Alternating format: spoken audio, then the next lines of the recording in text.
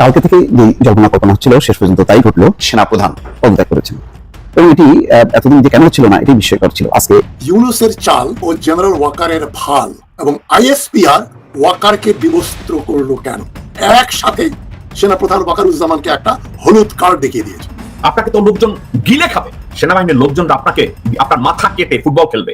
আমি বাংলাদেশের সেনাবাহিনীর ইতিহাস দেখেন না, জানেন না? এই ডক্টর মোহাম্মদ ইউনূসের পদত্যাগ চায় না, জনগণ পদত্যাগ চায় ডক্টর আসিফ নজরুল, জনগণ পদত্যাগ চায় মাহফুজ, জনগণ পদত্যাগ চায় সজীব ভুইয়ার। কারণ তারা বাংলাদেশের জনগণের ম্যান্ডেট নিয়ে ওখানে বসে জনতার বিরুদ্ধাচরণ করছে, ক্লার্কগিরি করছে, অফিসিয়াল চাকরি করছে, কিন্তু জনতার যে মূল দাবি সেই দাবির পাশে আশেপাশে কোনো জায়গায় তাদেরকে দেখা যাচ্ছে না। ব্রেকিং ব্রেকিং ব্রেকিং বিএনপির জন্য 7 নম্বর মহা বিপদ সংকেত আমি দেখছি। কি ঘটতে যাচ্ছে ভাই বিএনপির কপালে? তখন ডক্টর ইউনূসকে বাঁচানোর জন্য পিনাকি, ইলিয়াস এবং কনক সারওয়ার তারা তিনজন একযোগে একদিনে একসাথে বাংলাদেশে আসতে চাচ্ছে এবং কি আসতে যাচ্ছে।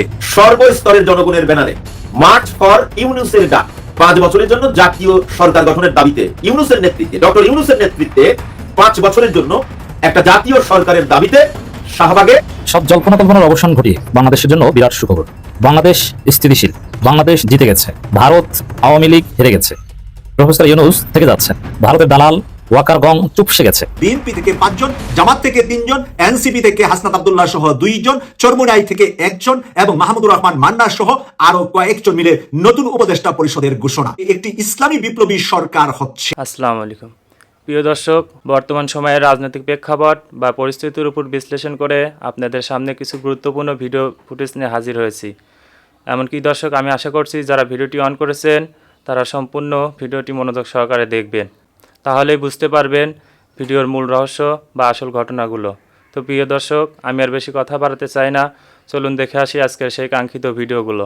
তবে তার আগে বলি, যারা এখনও চ্যানেলটি সাবস্ক্রাইব করেননি তারা চ্যানেলটি সাবস্ক্রাইব করে পাশে থাকা বেল আইকনটি বাজিয়ে দেবেন, আর যারা ইতিমধ্যে সাবস্ক্রাইব করে রেখেছেন তাদেরকে অসংখ্য ধন্যবাদ।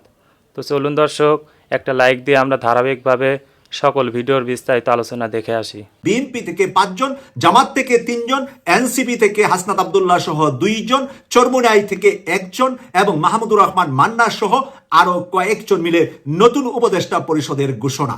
বাংলাদেশের সকল ইসলামিক দল, আমি যেটা বলে আসছি, প্রেডিকশন করে আসছি যে একটি ইসলামী বিপ্লবী সরকার হচ্ছে। এটা হলো আধ্যাত্মিক সংবাদ। ইসলামী বিপ্লবী সরকারের জন্য যেই ধরনের সামঞ্জস্য দরকার, যেই ধরনের ম্যাটেরিয়াল দরকার, যেই ধরনের পদার্থ দিয়ে তৈরি হবে ইসলামী বিপ্লবী সরকার, যেটার নাম ইসলামী বিপ্লবী সরকার থাকবে না, কাজে ইসলামী বিপ্লবী সরকার থাকবে, সেই ইসলামী বিপ্লবী সরকারের ব্যবস্থাপনার জন্য আধ্যাত্মিকভাবে কার্যক্রম শুরু হয়ে গিয়েছে। রবিবার থেকে আন্দাজ করতে পারবেন যে সরকারটা ইসলামী বিপ্লবী যে হচ্ছে।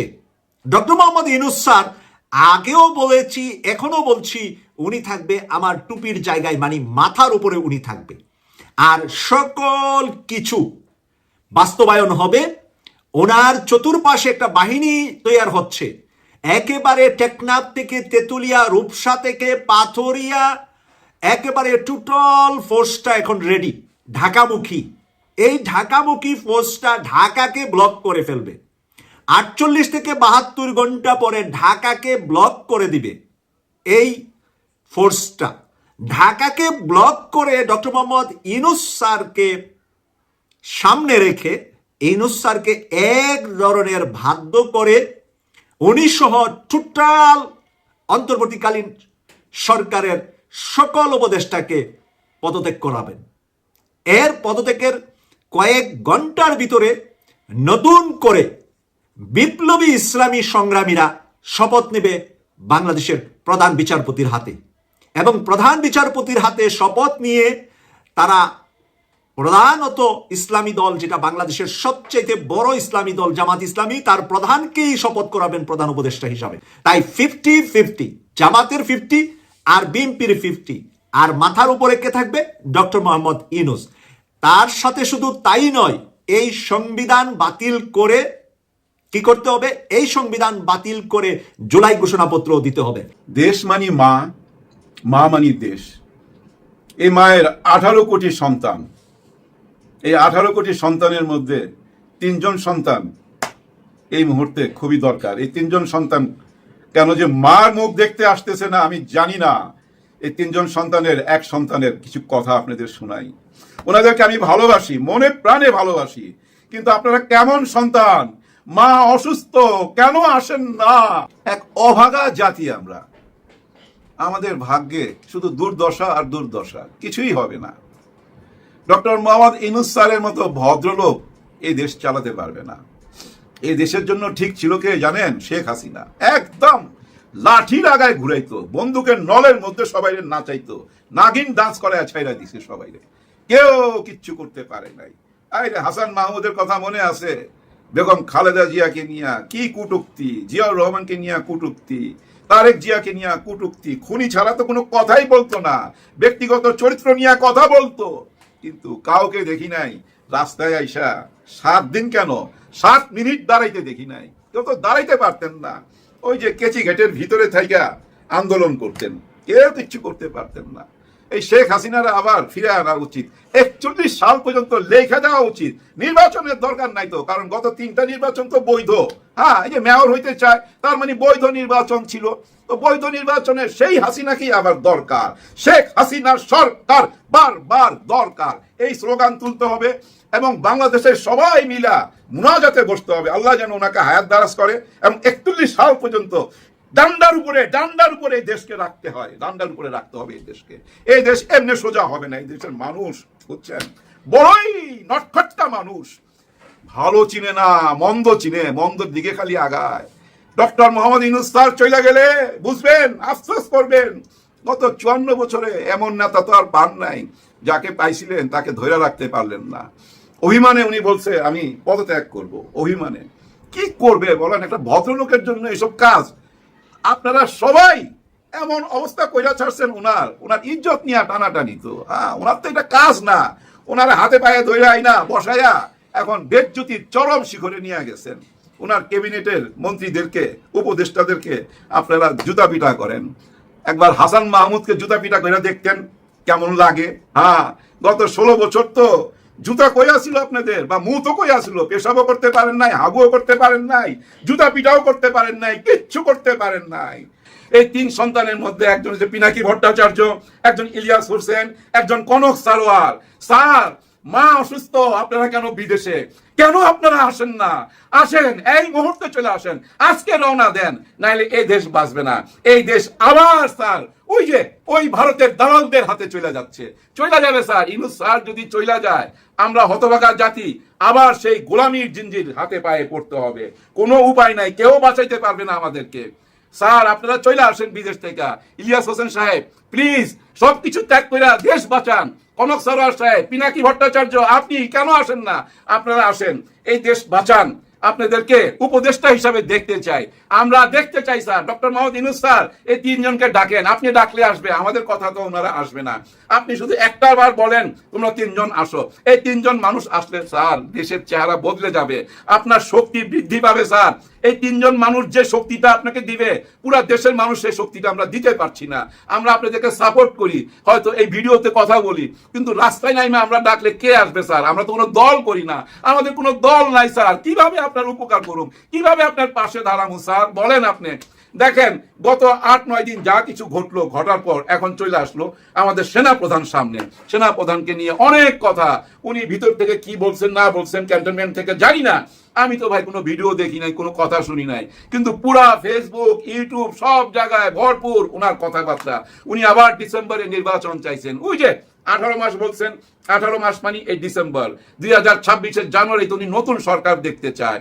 উনি কোনো ওই যে করিডোর দিতে পারবেন না, উনি পোর্ট নিয়ে কোনো কথা বলতে পারবেন না। এগুলা নির্বাচিত সরকারের কাজ। নির্বাচিত সরকার 54 বছর যে কাজ করছে সেটা তো আমরা দেখছি। শেখ হাসিনা বলছিল ভারতকে আমরা যা দিছি ভারত সারা জীবন ইয়াদ করবে। কই কোনো আর্মি বা র্যাব, পুলিশ, কাউকে তো কোনো কথা বলতে দেখলাম না যে আপনারা কি দিছেন আমাদেরকে জানান। জাতি তো জানে না, আমরা জনগণ জানতাম না। কোনো সেনাপ্রধান আইসার সামনে কোনো কথা বলে নাই, কোনো জানতে চাই নাই শেখ হাসিনার কাছে যে আপনি কি দিছেন, জাতিকে জানান। জাতি তো জানে না। আমরা দেশপ্রেমিক সৈনিক, আমাদেরকে জানাইতে হবে, এই দাবি করতে শুনি নাই। কিন্তু এখন ওই যে নরম মানুষ পাইছে, সোজা মানুষ পাইছে, উনার কাছে সবকিছু জানতে চায়। হ্যাঁ, নরম মানুষ, আরে শক্তের ভক্ত নরমের জম এই জাতি। এই জাতি ভাই শক্তের ভক্ত নরমের জম। এই জাতির কোনো মেরুদণ্ড নাই, মেরুদণ্ডহীন হয়ে গেছি আমরা। আমাদের মেরুদণ্ড খুঁজে পাইতেছি না তো। আমাদের মেরুদণ্ড এখন কার হাতে জানেন? এখন এই সরকারের একমাত্র মেরুদণ্ড জামাতে ইসলাম, ইসলামিক দলগুলা, চরমনাই পীর সাহেব, এনসিপি, হেফাজতে ইসলাম। আপনারা মাঠে নামেন, আসেন, সামনে আসেন, দেখান ডক্টর মোহাম্মদ ইউনূসের পক্ষে আপনারা আছেন। যদি আপনারা তা না দেখান তাইলে বুঝানু আপনারাও কিন্তু ওই একই জায়গায়, একই রাস্তায়, একই পথে চলে গেছেন। ওই যে ওদের গোলামির জন্য আমাদেরকে আবার ওই একই পথে নিয়ে যেতেছেন। আমরা বেশ কিছুদিন আগে একটা কথা শুনেছিলাম যে কয়দিন পরে এসে দেখা যাবে, মানে গত 1.5 যুগ ধরে আন্দোলন হয়েছে শেখ হাসিনাকে হটানোর জন্য। কয়দিন বাদে আমরা দেখব যে ডক্টর মোহাম্মদ ইউনূসকে ক্ষমতায় রাখার জন্য আন্দোলন হবে। বাস্তবে কিন্তু সেটা আমরা এখন দেখতে পেলাম। আজকে সকালে, বোধহয় এতক্ষণ শুরু হয়ে যেতে পারে, আজকে সকালে শাহবাগে সর্বস্তরের জনগণের ব্যানারে মার্চ ফর ইউনূসের ডাক। 5 বছরের জন্য জাতীয় সরকার গঠনের দাবিতে ইউনূসের নেতৃত্বে, ডক্টর ইউনূসের নেতৃত্বে 5 বছরের জন্য একটা জাতীয় সরকারের দাবিতে শাহবাগে আজকে একটা সমাবেশ হবে, মার্চ ফর ইউনূসের ডাক শিরোনামে। এবং এটার আয়োজন করছে একটা সংগঠন যার নাম সর্বস্তরের জনগণ। এই যে আন্দোলনের ডাকটা দেওয়া হয়েছে, এটার সাথে আমি জানি না আপনারা কতজন একমত। আমি 100% একমত। ডক্টর মোহাম্মদ ইউনূস 5 বছর ক্ষমতায় থেকে এই রাষ্ট্রকে সংস্কার করবে, এই রাষ্ট্রের প্রতিটা অর্গানকে শক্তিশালী করবে। কোন অর্গানের উপরে কোন সরকারি দল ক্ষমতায় এসে ছড়ি ঘুরাতে পারবে না, চোখ রাঙাতে পারবে না, আঙ্গুল তুলতে পারবে না। প্রত্যেকটা প্রতিষ্ঠানের গতিতে চলবে। আমি আমার কথা বলি, আমি 19 বছর বাংলাদেশকে রেমিটেন্স দেই, অথচ আমার আব্বা আমেরিকাতে আসার কথা অনেক আগে। শুধুমাত্র তার জন্ম নিবন্ধন সার্টিফিকেটের সাথে এনআইডি কার্ডের বয়সের ব্যবধান 10 বছর হওয়ার কারণে আজ পর্যন্ত নির্বাচন কমিশন আমার আব্বার এনআইডি কার্ডের এই যে সমস্যা, এই সমস্যার কোনো সমাধান করে দেয়নি। মানে রাষ্ট্রের অর্গানগুলো এমন হয়েছে যে ভুলের কোনো সংশোধন নেই, অথচ গোটা রাষ্ট্র ব্যবস্থা ভুলের উপর চলছে। গত 54 বছর গোটা রাষ্ট্র ব্যবস্থা ভুলের উপর চলছে, অথচ একজন সাধারণ নাগরিক তার ভুল সংশোধন করতে যাবে, ভুলের কোনো সংশোধন নেই। কিন্তু যখন আপনি দালাল ধরবেন, দালালকে পয়সা দিবেন, তখন সব ভুল একেবারে চালাইয়া সংশোধন হয়ে যাবে।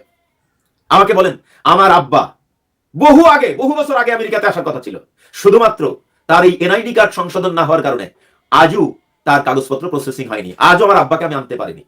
আমাকে বলেন, বাংলাদেশ থেকে একজন মানুষ যদি ইউরোপ, আমেরিকাতে বা বিদেশে কোনো জায়গায় যায়, এতে বাংলাদেশের লাভ না ক্ষতি? লাভ। তো বাংলাদেশের যদি লাভ হয়, তাহলে সরকার কেন আমার আব্বার কাগজপত্র সংশোধন করে দিচ্ছে না? এটা শুধু আমার আব্বার ব্যাপার না, এরকম বহু মানুষের কাগজপত্রের কোনো সমাধান নাই, কোনো সংশোধন নেই। মানে এমন রাষ্ট্র ব্যবস্থা এই পৃথিবীতে আর আছে কিনা আমার জানা নেই। ভুলের কোনো সংশোধন নেই, কিন্তু টাকা দিলে সব ভুল সংশোধন হয়ে যায়, টাকা না দিলে ফাইলও নড়ে না। এই জন্য আমি রাগে ক্ষোভে কয়েকজনের কাছে বলেছি, ইভেন যে সমস্ত অফিসে আমি গিয়েছিলাম, আমি সেই সমস্ত অফিসের যারা নর্মাল কর্মকর্তা তাদের কাছে আমি বলেছি যে ভাই, যে রাষ্ট্রকে আমি 19 বছর রেমিটেন্স দিলাম, সেই রাষ্ট্র আমার কোনো কাজে আসছে না, তাহলে সেই রাষ্ট্রকে আমি আর রেমিটেন্স দেবো কেন? যে রাষ্ট্র আমার কোনো উপকারে আসে না, সেই রাষ্ট্রকে উপকার করে আমার লাভ কি? সেই রাষ্ট্রকে উপকার করে আমার লাভ কি? বলেন, আপনারাই বলেন। এখনো না, ডক্টর মোহাম্মদ ইউনূস তো 10 মাস ক্ষমতায়, এখনো মানে দৃশ্যমান কোনো সংস্কার হয়নি। প্রত্যেকটা অফিসে ঘুষের লেনদেন হচ্ছে, প্রত্যেকটা অফিসে অনিয়ম হচ্ছে, সব জায়গায় অনিয়ম হচ্ছে। 10টা মাস গত হয়েছে, আমার আব্বার কাগজপত্র সংশোধন হয় নাই। এবং আইন কানুনগুলো এত কঠিন, বাংলাদেশে একজন নাগরিক সরকারি চাকরি পাইতে খুব সহজে তাদের চাকরি হয়ে যায়, কিন্তু একজন নাগরিক কোনো কারণে যদি রাষ্ট্রের কোনো প্রতিষ্ঠানে যায়, তাহলে তাকে হয়রানির পর হয়রানি করা হয়। তাকে মানে একটা সামান্য জিনিসকে অনেক বড় করা হয়, একটা তিলকে তাল বানানো হয়। মানে সামান্য একটা ভুল হয়েছে, সেই ভুলের সংশোধন করতে গেলে Delhi, London, Mecca, Washington DC দেখিয়ে দেয় বাংলাদেশের সরকারি কর্মকর্তারা। এটা আনতে হবে, ওটা আনতে হবে, এটা করতে হবে, ওটা করতে হবে, মন্ত্রণালয়ে যাইতে হবে, ডিসি অফিসে যাইতে হবে, এসপি অফিসে যাইতে হবে, ইত্যাদি ইত্যাদি। আমি আশা করছি সম্পূর্ণ ভিডিওগুলো মনোযোগ সহকারে দেখেছেন। সেই সাথে ভিডিওর কোনো তথ্য বা মতামত থাকলে কমেন্ট বক্সে জানিয়ে যাবেন। আজকের মতন এখানে শেষ করছি, ফিরে আসছি আগামী দিনে অন্য কোনো টপিকস নিয়ে। সে পর্যন্ত ভালো থাকবেন। আল্লাহ হাফেজ।